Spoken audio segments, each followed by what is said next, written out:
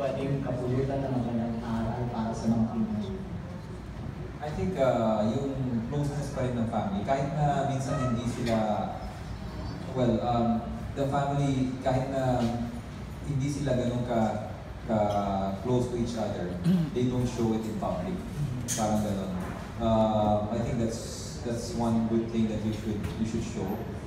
Na kahit na hindi mo ipapakita, you don't air your dirty laundry in public. Isa yun sa mga magandang aral siguro na pwede mong itulong dito.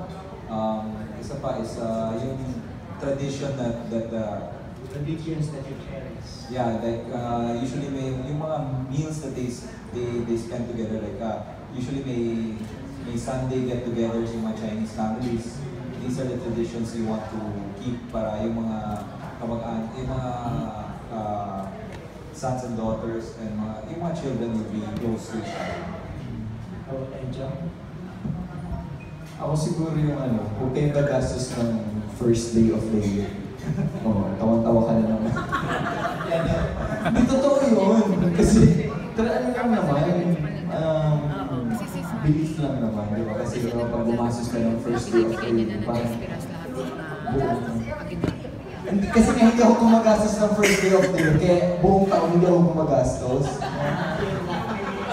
Yun yung dapat alalahanin ng mga future generation natin kasi, di ba, para makasave ka.